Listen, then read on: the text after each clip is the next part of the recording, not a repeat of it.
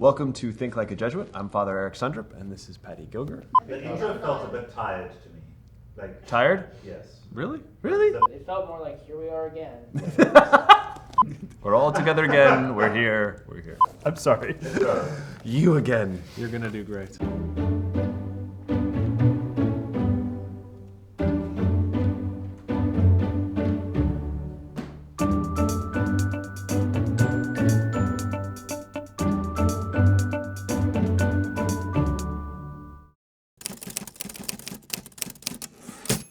Welcome to Think Like a Jesuit. I'm Father Eric Sundrup, and this is Paddy Gilger, and we are here to discuss difficult topics within the church.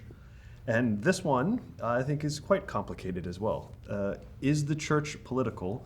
And the closely related question of, should the church be political? Why aren't those the same question?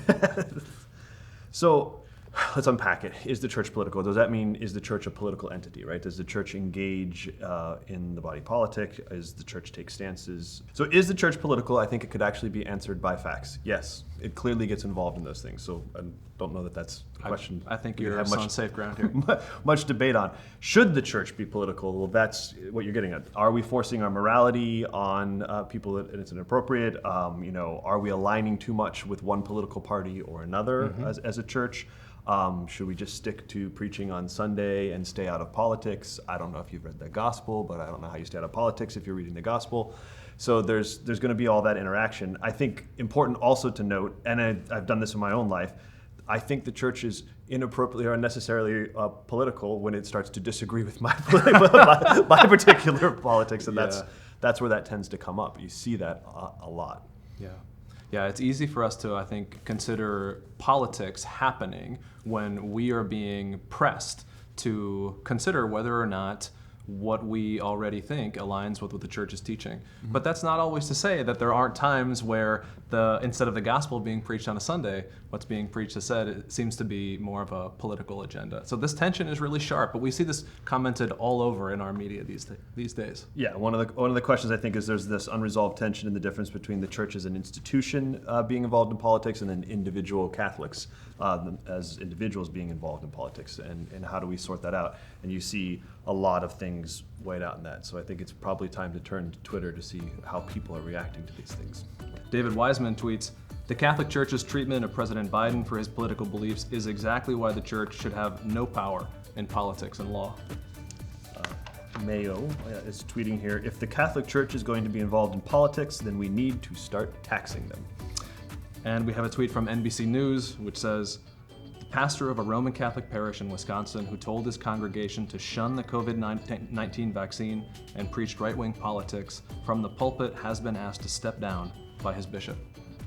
All of these things show very clearly, I think, this tension that we live in as American Catholics, trying to be members of two distinct communities, the political community and the community of Catholics. And I think really, for me, the tension that we're faced with in all of these questions, is the church too political, come back to one fundamental question. Which is the community that determines the course of my life? Like, is it the gospel? Is it the teachings of the church, Catholic social teaching, different parts of the catechism that are determining what my own moral stances are, the kind of political interventions I want to make in the public sphere, the kinds of communities that I build, the kinds of social organizations and social movements I support, the protests that I join, the laws, the political laws that I disobey? All of those different things are determined, if they are determined by the Catholic Church, they're going to put us in tension with some of the laws that are determined by our political body these days. Yeah, American Magazine has talked about it in a lot of different ways, about the sort of the political homelessness that a Catholic would feel in the United States at this particular moment in history. But I imagine that's a feeling in many other countries as well, in lots of different places. Without question. So what's going on? I think Think Like a Jesuit. What's going on in people that want the church out of politics? Why? What are the motives? What's happening there? What are the concerns and the tensions? I think that if you want to analyze that for yourself, whether that's happening for you or for someone that's around you, or an interlocutor or someone you're having a dialogue with, what's going on there usually? I think the key that we have to respect, both in our public-facing and in our private-facing lives as members of the Roman Catholic Church, is that God is a God who respects human freedom.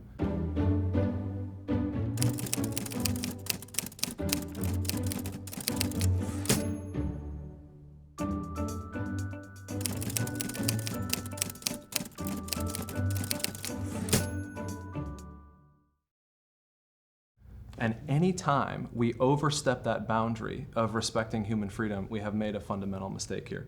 Religious liberty, religious freedom often gets used today and as a sense of, I get to do whatever I want to do as long as there aren't any laws constraining, where I try to pass laws that constrain other people's behavior. Right, yeah. And that kind of balance, maintaining that balance, is one very difficult to do. And in some ways, we may have to ask ourselves whether that's always exactly what we want to do. Now, look, in a plural political society, within a democracy, we live in a place where not everybody agrees with us. And the best we can do in a democracy is try to make a case for what we take to be the good for all of us, and to make that case as persuasively and ferociously as we can. I really think that is the task of the church to be able to do, to enter in with respect for our dialogue partners, but to make a persuasive case about what we think it means to be a human person when human life begins, how that gets cared for and carried out, but to make that in a way that still respects the possibility of others to be able to agree with this proposal that we're making or to disagree. Continuing, as we would, thinking like a Jesuit, you would interrogate, what is the reason that we don't want politics and church mixing? Mm-hmm. And I think often, I've sensed this myself and I've talked with other people about it, you have this experience of the divisiveness and the disunity, the lack of unity in politics, right? And at the same time, you have that understanding and knowledge that we should be in union, in church and in worship, and God wants us to be in union. So there's that desire to keep those separate so that you don't get that divisiveness introduced into a place where there should be union, right? So you can understand where this question comes from and why people get engaged in that. I think that there's an opportunity there specifically for the church to, it's probably going to be unavoidable. How do we provide a space and engage each other in dialogue in a way that isn't divisive, that isn't demonizing? In Jesuit speak, we would call that the presupposition. And we're talking about, you have to recognize the good in the person that you're engaging, and you have to give the best interpretation of whatever argument they're giving as well.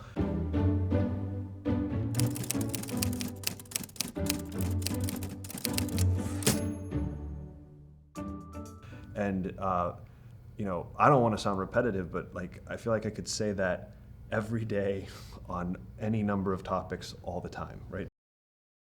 I think if you're going to think like a Jesuit, well, what are the best possible reads on why this has happened? In this discussion, something we often refer to as the presupposition needs to be applied.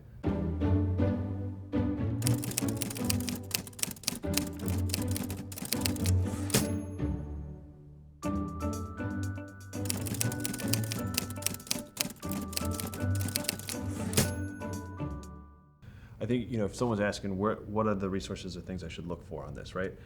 It gets back to some things that we say a lot, but look for the people that are able to engage the people that they ferociously, if you will, disagree with, but with dignity and respect. Mm-hmm. Watch those conversations. Mm-hmm. Pay attention to how those people are involved and engaging. That's the type of thing I think you want to watch for. I think you can get a sense of that's the good spirit at work there, right? Places where there's demonization, tearing your political opponents apart, just ripping into them as human beings. That's not. These are classic signs, as St. Ignatius would say, of the enemy of our human nature, of the evil spirit being present to divide.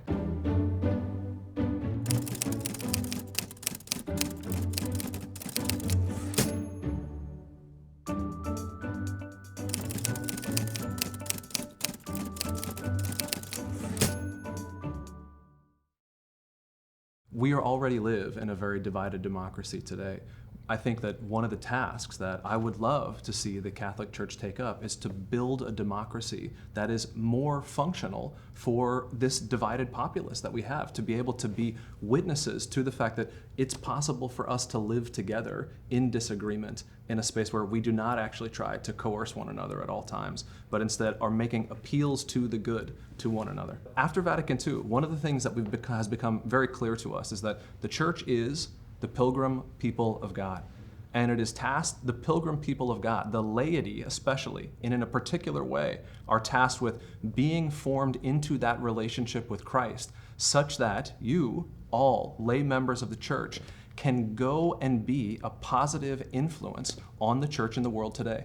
In fact, that's one of the major differences between the state of clerics and the state of the laity, is that the laity are sent to be blessings to the world, which means being involved in the world of finance, in the world of politics, in the world of high culture, in the world of low culture. Like, we have to be unafraid. Middle culture too. Well, I don't know about middle culture. That's a little too much. But we have to be unafraid of unafraid of immersing ourselves in the world around us, including in the world of politics. So that's going to bring us back to where we started, right? Is the church political? Yes, to the facts presented. It's going to be in contact with all these things. Should the church be political? Yeah, there's a lot of good things. And I think that gets to the point. Politics is a good. So if politics is a good, then the question gets rephrased or reformatted in a way of how should the church be political? That, I think, is a really interesting question to explore, right? How should the church be? How should I, as a Catholic, be political? What would that mean for me? You know, what am I experiencing in my own life in church and faith? Where am I being called to, engage, right? What are my particular gifts? What are the issues that I'm most, moved by? That is where then I would ask someone to enter into discernment. Like, how should I become involved in these things, and what is going on there, and how can I be a force for the good, right, within the church and within the country?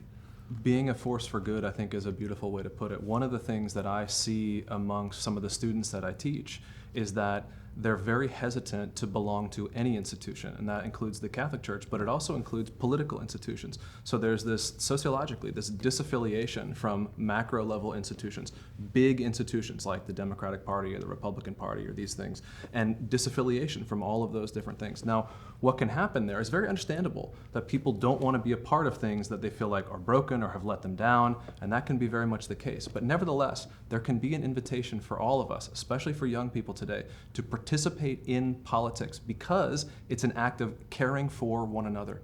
Like, politics is a good for the world, and we desperately need your participation in these institutions. Maybe not in this particular political party. Maybe it means building a new one.